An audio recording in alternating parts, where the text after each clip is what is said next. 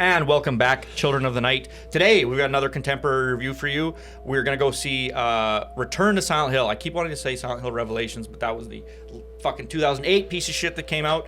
No, this is Return to Silent Hill, a film I've been hotly anticipating. Silent Hill 2, fantastic game. Love that game. Revered, one of my favorites. The recent remake, brilliant as well. Christoph Gans, they got him back from the 2006 Silent Hill movie, which I'm a very big fan of. I'm a cheerleader for that movie. People have their issues with it, but I think largely it's just it's got one of my favorite jump scares in all of horror history. So it's, at the very least, it's got that going for it. So I'm excited. They're bringing back that filmmaker. Some good Silent Hill media, like a new game came out that I haven't played it yet, but I heard it was really good. So hopefully Silent Hill is on the rise. Andrew, could you read to us from the Wikipedia scroll of doom? Yes, Return to Silent Hill is a 2026 supernatural psychological horror film written and directed by Christoph Gans. When a man receives a mysterious letter from his lost love, he is drawn to Silent Hill, a once familiar town now consumed by darkness.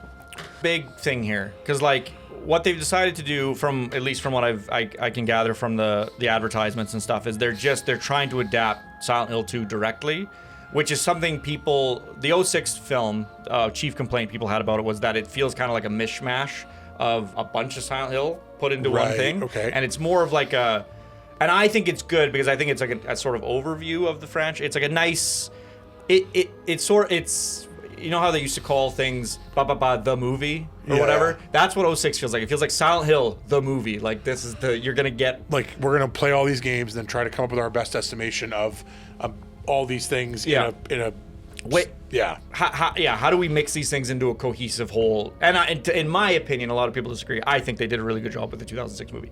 But undeniably, I think the most popular Silent Hill game, the one that people revere the most heavily, is Silent Hill 2. And it is for good reason. It is a brilliant game with brilliant plot and a lot of stuff that they did in that game for the first time in the medium of gaming and still to this. I think that game hits basically as hard today as it ever has. The horror still works and everything. And I think it's brilliant. But that is a video game. That is a multi-hour long experience. It has room to breathe. It can do a lot of setup, a lot of subtlety. Video games can do this. Hour and 45 minutes. And it needs to do a lot in that hour and 45 minutes. So, not to say it's impossible. Christoph Gans, if anybody's going to do it, I think he's the man for the job. But I'm interested to see what happens. Anyways, we're going to go to the theater. We're going to check out the film, and then we will give you our thoughts when we're back. I live in the weak and the wounded. And welcome back, Children of the Night. We just got back from seeing Return to Silent Hill. And you know what? Maybe we shouldn't have returned. Maybe we should have stayed at home. In a word, woof. What the fuck is this piece of shit? Yeah, Andrew, could you fucking movie. You don't have any attachment to the franchise. No, you can objectively rate this as just like a film without having any of the fucking whatever. I came in like I've seen the 2006 Silent Hill. That's it. Mm-hmm. I know of the games. I know generally the vibe, what they're about. I've never played them really. Not never. I haven't played through them, I should say. Mm-hmm. So I don't have nostalgia or a thing for this franchise really. Mm-hmm. But I knew there was potential for this property, as a horror film. Mm-hmm. So that I was intrigued for sure. I haven't come this close to walking out of a movie halfway through in theaters. I was this close to walking out 45 minutes with 45 minutes left. Mm-hmm. Because it was just so bad. And I showed up to the theater a couple minutes, I think I was only like a minute into the film.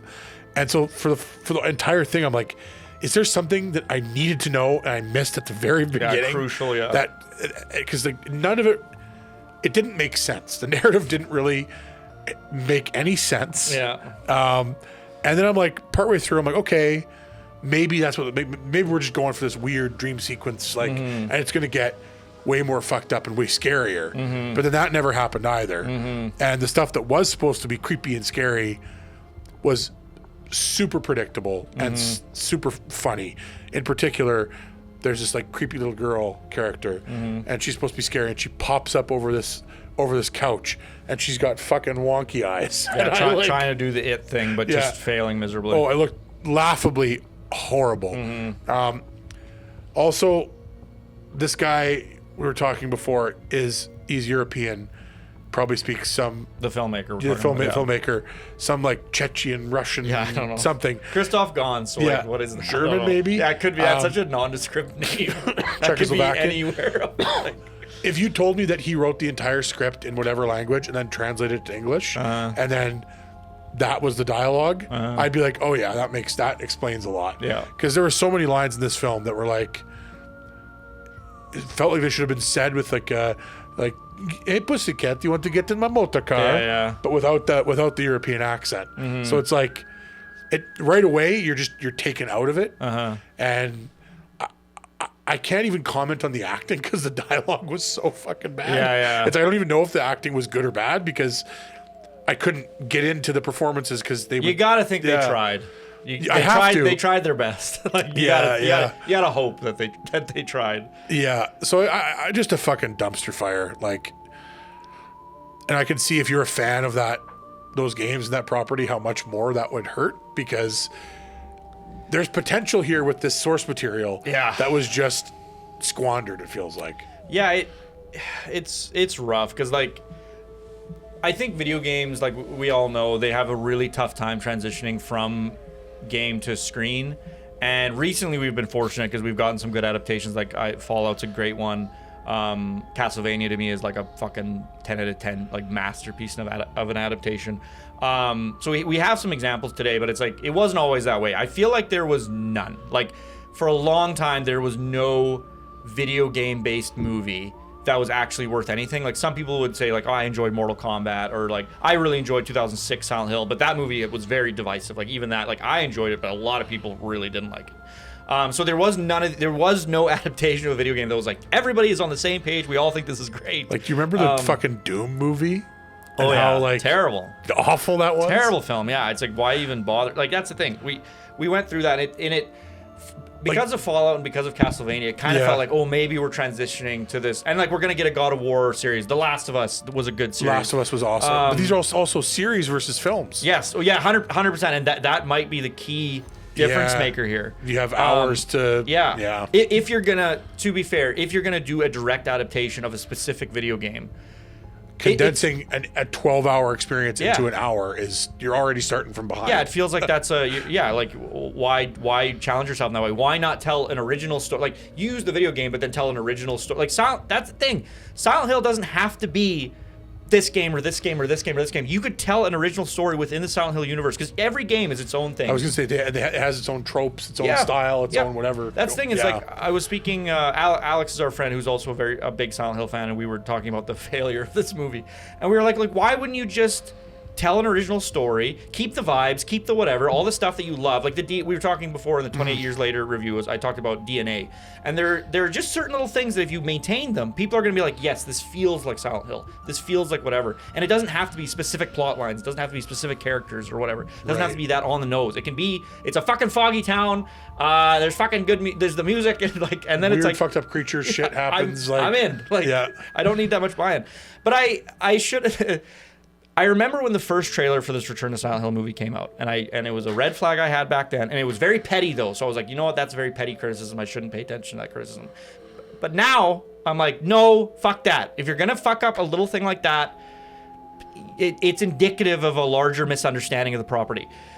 So when our main character, he shows up there's like a scene a famous scene from the game. It's the beginning of the game, and they recreate it pretty precisely in the movie, where he pulls up to this rest stop right across from Silent Hill or whatever, and he goes into a public washroom and he looks at his face, and it's whatever. They used a lot of the same frame, a lot of the same shots from the game. In the game, the man is driving like a 90s sedan, some shit box, whatever. It's nothing to write home about. It's his car. Yeah, it's a flashy car in this one. It's a fucking Mustang. Yeah. It's a convertible. Yes. And to speak about European people. Also, sorry to cut you off. He's a fucking like starving artist painter who No, can he's like a afford rock star painter, isn't Yeah, he? Like, he's like Chris Angel. Yeah. Chris Angel and like I don't know Andy Warhol. which is, I have no idea where And that Dave came Navarro. from. I don't know why that was, because that's not the character from the game. Isn't this rock star piece Yeah. of shit, like douchebag? I'd not say this guy's a douchebag, but say No, he's a douchebag. yeah, it He's a feels douchebag. totally disparate from the character from the game. But anyways, so it's a little thing that I noticed, I remember from the first trailer, where I'm like, why is he driving a fucking Mustang? It's like, this feels like a European guy being like, ooh, what do Americans do? Ooh, American sports car. Yeah. It's like, that's what it felt like to me. And I'm like, we don't all drive fucking... It's like, I get it. There's a joke about all the Americans eat cheeseburgers and they drive fucking blah, blah, blah. Oh, God. This bite is better than the previous bite. Gluten! But it's like, that's not the case, and that is a parody, and if you do it, it's gonna feel like parody. So when you give a guy a Mustang arbitrarily, and that isn't part of him as a character, it's gonna tell me things about this character. Driving a fucking convertible Mustang tells me things about you. Driving a convertible Mustang with like it's not like he's got all this painting stuff like hanging out the fucking convertible. It's like, what the fuck? Yeah, fuck. So right when I saw that trailer, I'm like, this gives me a bad taste in my mouth. But I was like, you know what? It's such a petty thing. It's so little. I'm not gonna let it bother me. I'm gonna get over the Mustang thing. It's fine. That's a dumb thing to complain about. Now that I've seen the film, fuck that. I should have trusted my instincts. That was indicative of sort of the treatment of the property as a whole, where it's like, there was no care given to trying to convey the subtlety, and all Silent Hill 2 is subtlety, and it's subtext, and that's it. I think part of the reason that game is so revered is because of how well it handles the subject matter that it does, and how sensitive it is about it, how it gives everything time to breathe. It never hits you over the head with anything. It's a brilliant piece of fucking fictional writing. This film is the exact opposite. All it does is it hits you over the head with bullshit. It changes things arbitrarily. It mashes shit together in a form where it becomes completely incoherent, because you're just hopping from place to place to place to place to place without any rhyme or reason as to why are we here, why are we here, why are we here? Why did this character even know that he had to be here at this time? And maybe there's a reason for it, but they don't tell you what the reason is. So you're just like, okay, I guess he knew that was that, and that's fine. So it very, like, beginning of the film, first 20 minutes, and I think maybe you did miss a bit that you were unable to, maybe a little bit of context, and then you were unable to like get a little bit of a foothold. And then because the film at the beginning, I'm like, it's doing things wrong, but it's slow enough that it's okay. But then it quickly devolves into this roller coaster of fucking shit that Fever dream. Yeah, like. that it never is able to like put the brakes on again. Like, another part of the film that I found very frustrating, just awfully executed, was the first time you see a monster in the movie. And so what happens is our main character, I don't know why I'm fucking forgetting this guy's name. Like, I love this character and my brain is refusing to his name. Anyways, so our main character, he gets to Silent Hill, he's walking through the town, he thinks his wife's there, so he's like, where's my fucking wife? He's trying to find another person to speak to, but the town's been evacuated because there was a fire and there's all this ash or whatever. And he finds a homeless person in like a culvert. And he goes to like speak to the homeless person, and the homeless person accosts him and is like, everybody's gonna fucking die, you're gonna fucking die. And so he's like, shit. He like runs away from the homeless guy, and he runs to like a hotel or something. And then we sort of cut back to the homeless guy, and then they just like really haphazardly cut to one of the monsters. No setup, no subtlety, nothing. It's just like all of a sudden there's a monster in the movie. And it's like, if you didn't know Silent Hill and you just saw that movie, you'd be like, where'd this come I from? didn't even know there were fucking monsters in this movie. Why? There's no anything. Yeah. And they cut to it for a brief second, and you're like, okay. And then they cut away from it. Then the guy dies. He does die, presumably. We see him. We see him melted with acid. Yeah, exactly. And we don't see the monster do anything directly to be like, Nothing. Did he just melt? Did the monster do something to cause this? Yeah. Like, what's happening? Yeah. And then afterwards, then we start seeing them spitting out their fucking acid bullshit. But after, it feels so disconnected right there. That's a good point. Yeah, it's like very anticlimactic. Like, it's just not set up. Like, it just feels like you should know this already, and you shouldn't care that it's filmed well. And so that scene right at the beginning, I'm like, what a fumble to introduce a monster in this way, because the first Silent Hill movie does it way fucking better. The 06 movie does it way fucking better. It uses the introduction of monsters in a shocking way, where it's like just apples and oranges, just like completely different sensibilities in terms of how they executed that similar type of scene. And yeah, I don't know, man. Like I said, it's like the beginning, I think the first maybe 10, 15 minutes of the movie, I'm like, okay, it's nothing brilliant, but it's like it's some of that vibe is still there. I like that they're like literally repeating shots from the game. There seems to be a reverence here, and then just so quickly it just devolves into this nonsensical mishmash of like what you might call fan service, but it's the equivalent of just like pointing to a picture of something you recognize and being like, don't you like that thing? Remember that? Yeah, remember Alex? Remember? Hey, remember Ghostbusters? Oh, I remember. Remember Slimy? How could someone think these things are bugs? And it's member berries. Member berries, yeah. It's like there's no substance here. I don't care that you have the fucking thing from the game. I want it to serve the function it did in the game and have the meaning it did in the game or whatever. I think it's a worthless movie.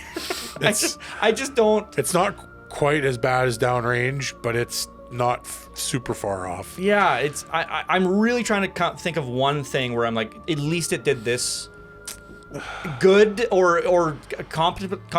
There was one thing. Yes, I have one thing. One thing came to my mind that I actually kind of liked in the movie.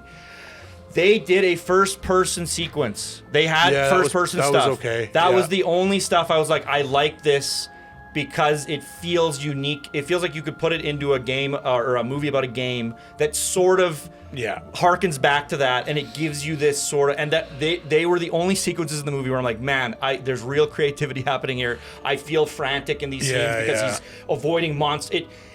That's one thing you do in Silent Hill in the games is you find out pretty quickly that you don't have to kill every monster, that you can mostly just dodge a lot of them and run around them. And like, I think there are Silent Hill games where I wouldn't go that far, but you can skip a lot of the monsters in the game. You don't have to. It's not like you get experience or anything.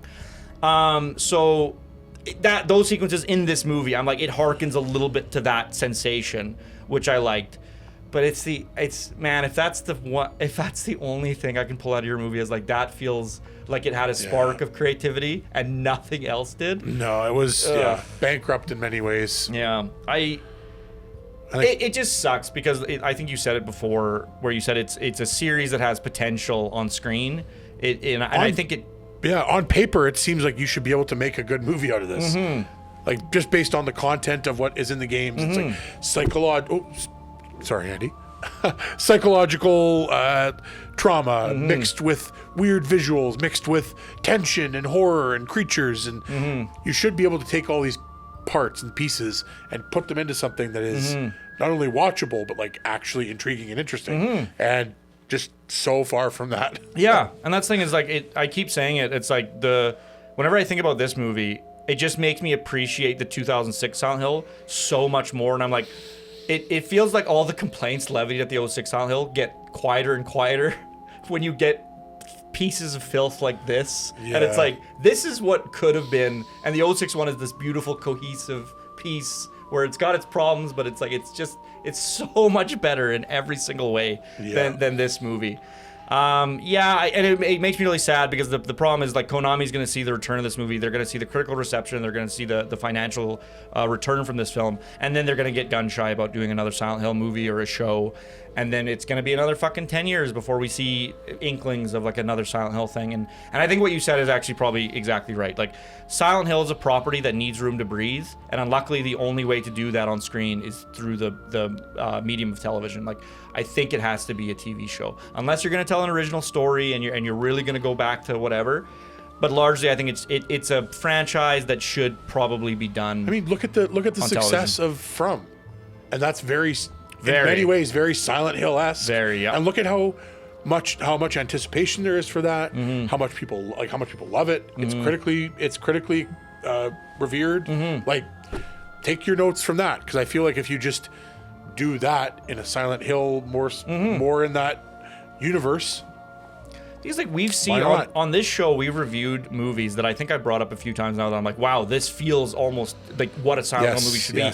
And one was the Mothman Prophecies, where it's like, it's a guy and he's exploring this town and he's so confused, and it's like, this is getting so much of it. Not exactly, but it's so talking about DNA, there feels like there's Silent Hill DNA in that movie. It's and a cousin maybe of Silent Hill. Exactly. That's Keeper was another one where it's like so much of this feels so Silent Hill, like whatever. Like just fucking take those pieces from those movies, throw some Silent Hill-y shit, the more the fog, and then you got a fucking banger of a Before Last of Us adaptation. and Fallout, I just had this thought: were the Tomb Raider films some of the better video game adaptations that happened? Yeah, because they Honestly? didn't need to be these deep. Yeah. It's a lady shoot shit, and it's like, Yeah. they did it fine. Are they great films? No. But like, for a video game adaptation Fine. though, like yeah, totally. That's the thing is because like what's the competition? Fucking Doom at that point, like Resident Doom Evil. and Resident Evil. yeah, like, that's it. Yeah, I liked Resident Evil movies, but they're not. they're certainly not the No, not the game. And we're getting a Resident Evil movie this year that I think we'll are definitely we? we'll definitely have to watch. It's the guy who did Weapons, and he's that, directing. I feel like that's a good has the- property for him to big time, adapt. big Yeah. time. Very excited for that one. And I think he said he's telling an original story, so he's not bogged down by like having to Oh, that's exciting. whatever. So I'm really excited about the Resident Evil movie. But yeah, we're getting good adaptations. We got Castlevania. I actually think the new Mortal Kombat movie was It actually looks good. I haven't seen it. Is Oh, it? you haven't seen it? No. I think it's good. It's a good Mortal Kombat movie. Like it's not like a cinematic masterpiece, but it's what you want to see from a Mortal Kombat movie, I guess would be the best way to see it. Okay, Like, great. I'm in. Yeah, exactly. And then and it's getting a sequel because it was a good movie that people really liked and the fans liked it, and now it's getting a sequel, which I think it deserves. Fuck this movie. Fuck Return to Silent Hill. Burn it in a dumpster. It's not worth nothing to nobody. We said 1.5 out of 13. Yeah, we couldn't, in good conscience, replace. Downrange is not Hasn't been is not dethroned. been But it was dethroned, fucking. yeah. We said it's close, man. It's not like far off. They just missed the razor. Yeah. Like, I think the only thing this film had going for it was the fact that it was a video game property, and at least we got to like. And the question posed: you have to watch one of these two films again. Which one are you watching Return to again? Silent Hill Yeah, every time. without question. Yeah, every time it's Return to Silent Hill. Yeah, Downrange is firmly still in that number one spot. But anyways, Andrew, you got any more thoughts for us? Just there are so many good video games that could be adapted. Mm-hmm. Don't do it like this one. Yeah. I have a lot of more like nitpicky criticisms, obviously, but it's like I could talk about this for 3 hours. I don't want to, but the point is, it's not good. If you're a fan of Silent Hill, you won't like it. If you're a fan of movies, you won't like it. There's just nothing. I can't imagine a person that this could appeal to, and therefore I deem it bankrupt as far as value is concerned. Yeah. And don't see it. Fuck Return to Silent Hill 1.5. It's the lowest. It's our lowest score that we've awarded other than Downrange. Like our previous lowest was a 2. So Silent Hill has achieved a feat on this program. You are the new next lowest. So that's something. That's something. Thank you so much for tuning into the show, and we will catch you next time.